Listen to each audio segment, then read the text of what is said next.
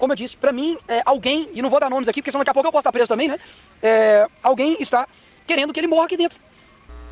Fala, rapaziada, tudo bem com vocês? Mais um vídeo aí, galera, desse final de semana aí. Hoje, esse final de semana, vamos tentar fazer todos os vídeos aí do canal, né? Desse jeito aqui, cara a cara, a gente dando uma espectada no vídeo, trazendo as últimas notícias pra vocês aí.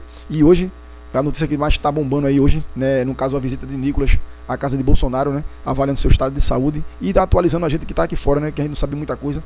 A gente só sabe que de uma coisa, né? Que os homens querem prender ele de todas as formas. Inclusive já saiu até data aí, né? 26 ou 27 agora de novembro.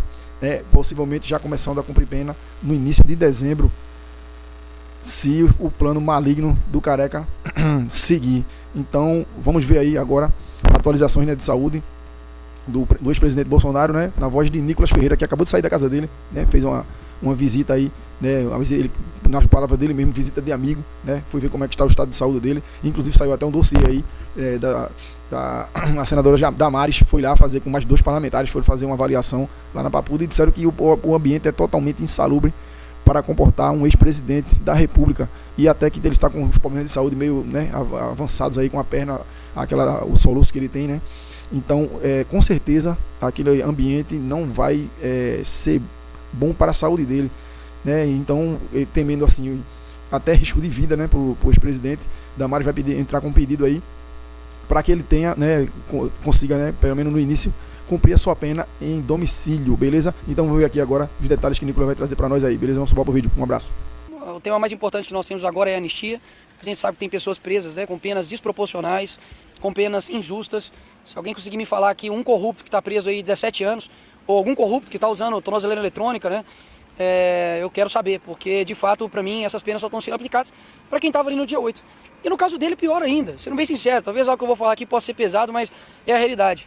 Alguém quer ver o Bolsonaro morto. Essa é a realidade. Porque quais crimes que ele cometeu? Vamos lá, elencaram 5. Abolição violenta do Estado, golpe de Estado. Como que uma pessoa dá um golpe sem estar presente? Ah, Nicolas, ele mandou ordens. Tá, foram pegos mais de 1000 aparelhos ali com as pessoas do dia 8. Qual foi a ordem factível que ele deu para poder acontecer aquele tumulto ali do dia 8? É um crime impossível. É como eu querer te envenenar com um copo de água potável. Como? Ele fez toda a transição, inclusive foi dito que foi uma transição tranquila com o governo Lula. E os outros crimes que foram elencados ali, dano ao patrimônio público, como horas que o Bolsonaro fez dano ao patrimônio público. Organização criminosa armada. Não foi ali coletado nenhum tipo de arma de fogo. Pelo contrário, tinha um badoque e tinha até mesmo ali vendedor de algodão doce no meio de um golpe. Me mostra uma foto, caramba, que no mundo inteiro que tenha um vendedor de algodão doce no meio de um golpe de Estado.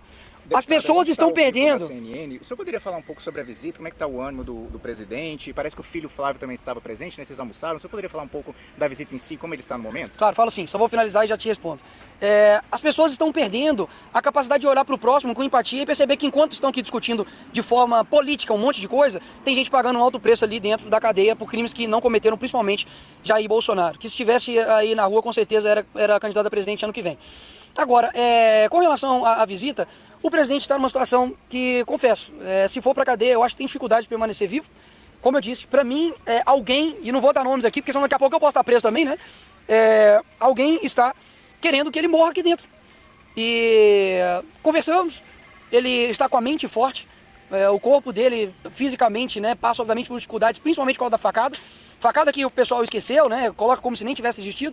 Mas conversamos ali bastante tempo, trouxe para ele ali alguns doces ali de Minas Gerais para poder dar uma adoçada no dia dele. E, enfim, foi isso. Nós conversamos, depois o Flávio chegou, o Carlos também estava, para poder tocar algumas questões que concernem a respeito da política em nível Brasil. Mas muitas coisas ainda indefinidas, porque afinal de contas ninguém sabe o que vai acontecer, né? Ele pode ir para cadeia amanhã, ele pode ir para cadeia e depois morrer. Ninguém sabe o que vai acontecer. Então a indefinição é justa, dado o momento que nós estamos vivendo. Ele está com crise de soluços? Como é que está o Está com bastante crise de soluço, inclusive essa noite praticamente não dormiu. Dormiu ali no chão juntamente com o Carlos, porque está com muito soluço. O Carlos me mostrou ali um vídeo de como ele está. Então a situação está muito difícil, né? E tudo isso decorrente de uma facada de um ex-filiado ao PSOL, que é o Adélio, que até hoje ninguém sabe quem mandou matar Jair Bolsonaro. Já encontraram aí o mandante de quem matou a Marielle, e acho justíssimo, né, que realmente encontre quem cometeu esse homicídio. Mas com o Bolsonaro por que ninguém quer saber, né? Porque a mídia não bate, por que não tem movimentações dos artistas, por que ninguém fala? Né? Porque obviamente era o Bolsonaro. Essa pessoa que o senhor disse que quer ver o Bolsonaro morto é um ministro da CET, Você me perguntou se é algum ministro, né? Se a carapuça civil, quem que mandou ele estar preso aqui dessa forma, né? Quem que mandou a prisão do Clezão, que morreu dentro lá da cadeia? Foi quem? Então, assim, quem que conduziu uma eleição completamente falsa, onde poderia chamar o Bolsonaro de canibal, de pedófilo, falar que ele ia acabar com o 13º, falou que ele ia acabar com as férias, isso passava em rede nacional. Quem que conduziu as eleições? Foi Alexandre de Moraes. Quem que botou o Clezão na cadeia? Alexandre de Moraes. De quem foi a ordem aqui para poder colocar o Bolsonaro na prisão domiciliar? Alexandre de Moraes. Então falar que não tem um interesse partidário e político em um juiz como Alexandre de Moraes com relação à prisão do Bolsonaro é ignorar a realidade, gente. Pelo amor de Deus. O cara pega voo com a Janja, que é esposa do presidente da República, na qual tem processos de conflito de interesse. Ele demonstrou que está conformado com a possibilidade de ser preso em regime. Ninguém está conformado em estar preso. A gente enfrenta, né, a prisão, e ele da mesma forma. Ele está com a mentalidade de o que tiver que acontecer, nós vamos enfrentar. Agora, é óbvio, sempre com um sentimento de muita injustiça, com um sentimento de humilhação. Nenhum presidente da República teve um tratamento que o presidente está tendo agora. O crime dele não foi por corrupção. Os outros condenados, né, que Dilma foi impeachmentada, né, por crime de responsabilidade. O Lula foi preso por 3 instâncias, por dezenas de juízes e por milhares de provas. Agora, por corrupção e lavagem de dinheiro, né, passiva, né, corrupção passiva, perdão. E o Bolsonaro? Pô, é inacreditável. Quer tirar o cara na marra, no tapetão. É mais fácil falar assim, gente, nós estamos botando ele preso para poder tirar da corrida eleitoral. Agora, ele falar que ele está inelegível por uma reunião com embaixadores, que ganho político o Bolsonaro teve com isso? Zero. Não tem nada a ver. Deputado, o que nessa visita o senhor disse, claro, ninguém se conforma com uma prisão, mas foi falado da estratégia jurídica, a defesa vai entrar com algum recurso, foi falado sobre isso aí, o doutor João até estava também presente, chegou um pouco depois, mas isso aí é com a equipe jurídica do presidente Bolsonaro, eu não vou interferir. Ele pediu que o senhor seja candidato de fato ao governo, você já decidiu? Não houve esse pedido. O governo de Minas é complexo, porque a gente sabe que é um estado que precisa continuar não tendo o PT ali à frente. A gente sabe o que a gente, mineiros, a gente sabe que a gente passou com o governo do PT ali à frente de Minas Gerais, e a gente sabe que o cenário está difícil por conta dessas indefinições. Quem será o presidente da República? Né? Quem será o presidente da República? A gente não sabe, então isso dificulta as articulações com os outros demais partidos. Hora nenhuma ele me pediu para que eu fosse candidato ao governo de Minas, pelo contrário.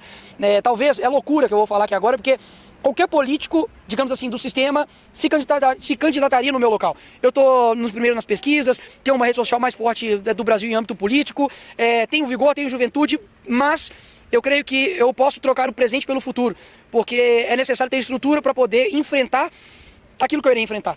Porque é como se eu fosse me candidatar a ser um piloto de avião, sendo que os passageiros estão colocando o dedo no meu olho, querem que o avião caia. Então muitas coisas que possam acontecer, talvez não vai ser culpa minha, mas eu sei como é que toca. Eu sei como é que a banda toca. Já estou tempo suficiente para saber que os erros que você comete não são erros que a mídia, por exemplo, vai compreender como erros, e aquilo que você não cometer, eles vão falar que você cometeu. Então, por exemplo, tá rolando aí uma operação gigantesca lá em Minas Gerais, várias pessoas presas e tudo. Teve uma cartolina que foi apreendida ali e tinha um nome lá em cima. Alguém sabe qual é o nome que estava lá em cima no esquema de corrupção? Lá em Minas Gerais? Alguém sabe? Real, é uma pergunta séria. Rodrigo Pacheco. Eu aposto o que for que não vai dar nada. Então você acha que num governo meu, eu tô lá na frente, você acha que eles não vão enfrentar Deus e o mundo para poder me derrubar?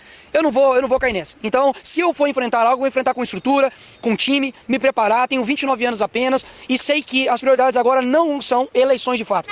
É a gente garantir a anistia. O senhor falou anistia, exatamente. Tem possibilidade de ser votado? O presidente Hugo Mota sinalizou ou só a oposição quer pressionar? Tenho pedido dia e noite para o Hugo Mota para poder pautar a anistia, inclusive da forma que vier, e a forma que vier nós vamos trabalhar para poder chegar naquilo que nós queremos, que é uma anistia de fato ampla.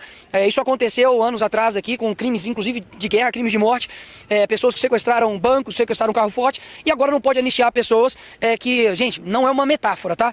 Como a picanha não, é real. A mulher escreveu, perdeu o mané numa estátua com batom e tomou 17 anos de cadeia. Alguém que já enfrentou uma cadeia? Sabe o que é entrar dentro de uma cadeia? Eu já fui. E eu sei como é que é. Eu sei como, nunca estive lá presente com um criminoso, graças a Deus, e nem nunca você, mas você entra lá dentro e você fala, pelo amor de Deus, isso aqui é um local de bandido, de criminoso. Não é local de gente que pegou um batom e escreveu, perdeu o mané horas. Então, assim, a gente tá chegando num estado no Brasil que, confesso, é inédito. Eu converso com vários grandões da política assim, e todo mundo fala, não sei o que tá acontecendo. Parece que nada nesse país é suficiente para as pessoas abrirem os olhos e ver que a gente tá caminhando para um fim. Daqui a pouco vai chegar a acontecer, o Brasil virar igual El Salvador, facção dominando tudo e tendo que ter um Estado que vai tomar decisões mais fortes. Então, assim, confesso, o futuro do nosso país está muito nebuloso, tanto as eleições, adianta ter eleições com uma condução igual teve o Alexandre de Moraes? Ainda bem que não vai ser ele. Ricardo, nós sabemos que as eleições de 2026 pode ocorrer a mesma coisa que aconteceu em 2022, mas o que os parlamentares estão pretendendo fazer em relação a isso? Porque nós sabemos que o risco é muito grande. Infelizmente, essa é a verdade, a população sabe disso e precisa de uma liderança para que resolva essa situação. Olha, o que você faz contra um tirânico? Quais armas você tem contra uma antidemocracia? O Rui Barbosa poderia ressuscitar que não ia adiantar nada. Você acha que a inocência do Bolsonaro não está sendo colocada, digamos assim, já foi provada por falta da competência de advogados? Claro que não. São advogados competentes, defesa robusta, pessoas sérias, mas não adianta. Quem domina e quem tem a caneta na mão hoje é praticamente um cara. Esse mesmo cara está indo lá no Rio de Janeiro, querendo saber o que está acontecendo com a operação no Rio de Janeiro. Então, assim, o parlamento foi reduzido, nós não temos o poder que outrora tínhamos antes, e tudo aquilo que você vai fazer se torna antidemocrático. Ora, eu não tenho liberdade, caramba, para poder chegar aqui e falar, por exemplo, de que o Alexandre de Moraes quer matar o Bolsonaro. Eu não tenho. Senão, amanhã eu vou pra cadeia. Então não há o que fazer contra uma ditadura. Se alguém tivesse solução aí, me apresenta, que eu faço. Agora, fica muito fácil querer cobrar algo, sendo que nós meio. É como se o meu time, caramba, tivesse 11 jogadores de um lado e o outro time tem 22 jogadores, tem 30 jogadores e o juiz é deles ainda. O que eu vou fazer com isso? Então, assim, escuta o que eu tô te dizendo. Nós estamos a passos largos a um ponto de que acabou a democracia aqui no nosso país. Repito, acabou. Aí vem uns retardados falar comigo assim, ai, que democracia é essa que você continua falando, que a direita continua falando? A democracia é essa que todos os candidatos da direita no mundo sofrem perseguições e quase são mortos. Democracia é essa que eu, parlamentar, tenho quase 100 processos, nenhum por corrupção e vários por fala. Democracia e ditadura é essa que eu tenho um processo lá no STF, qualquer hora eles podem desengavetar e falar, você vai preso. Por quê? Porque eu fiz lavagem de dinheiro, porque eu cometi rachadinha? Não, pô. Porque eu chamei o Lula de ladrão. Eu não posso falar que o céu é azul, que o pipoqueiro faz pipoca, mas não. Deputado, falando em candidato, ele falou em uma preferência de candidato à presidência no ano que vem, uma vez que ele está indo. Não tem, digamos assim, preferência, as coisas ainda estão conversando. E acho que estrategicamente também o Bolsonaro tem que manter assim. Porque a gente sabe como é que funciona o meio político e se ele fala alguma coisa, pode ser descartado ali politicamente. Então ele tem que segurar, obviamente, ver como é que as coisas vão acontecer e nós vamos fazer o máximo, pessoal, para poder fazer com que o Bolsonaro volte. Você, e mais uma vez, você não precisa gostar do Bolsonaro, você não precisa concordar com tudo com ele. Eu não concordo com tudo com o Bolsonaro, eu não concordo nem tudo, nem com a minha mãe eu vou concordar com o político. Agora, você precisa compreender que as coisas estão desbalanceadas. Imagina se tinha uma COP, que era um evento para poder defender o meio ambiente, na época do Bolsonaro pegasse fogo. Na época do Bolsonaro, as queimadas na Amazônia foi menor, e eles botaram a culpa no Bolsonaro. Agora, nas épocas do Lula, que teve recordes de queimadas, a culpa só não é do Bolsonaro, que ele não tá solto. Porque se ele estivesse na rua, ele ia falar que o Bolsonaro foi lá e botou um botijão de gás lá pra explodir. Você tem nada no Brasil seguindo. Mas ainda assim as pessoas, infelizmente, ficam enganadas e muita gente cúmplice do que está acontecendo. Eu espero que ano que vem, esse ano, com a anistia sendo aprovada, ano que vem a gente tendo uma boa margem no Congresso, principalmente no Senado, principalmente ali na Câmara, que a gente consiga reverter e reequilibrar os poderes aqui no nosso Brasil, porque infelizmente hoje só é um cara que comanda. Deputado, Certo? ele comentou algo sobre isso atrapalha a tramitação da anistia no Congresso e a relação com o deputado Eduardo Bolsonaro, que tem criticado o senhor ultimamente? Então, gente, dentro da casa de vocês, não tenho dúvidas, dentro do seu relacionamento, amizades, você tem diferenças, você tem ali desavenças. Eu acho que agora é momento de unidade, eu acho que a gente tem que ganhar as eleições ano que vem. O Brasil não aguenta mais 4 anos de Lula e tudo isso eu acho que são coisas que tem que ser colocadas de forma interna. Vocês podem perceber que eu não comento, eu não respondo, afinal de contas eu sei o que o Bolsonaro representa principalmente e o que a direita representa para esse país. Enquanto as pessoas estiverem trabalhando, ela não vai ter tempo para poder ficar brigando. Então vamos continuar trabalhando e ano que vem a gente, se Deus quiser, vamos retomar o Brasil para os rumos certos. E aí, rapaziada, o que vocês acharam?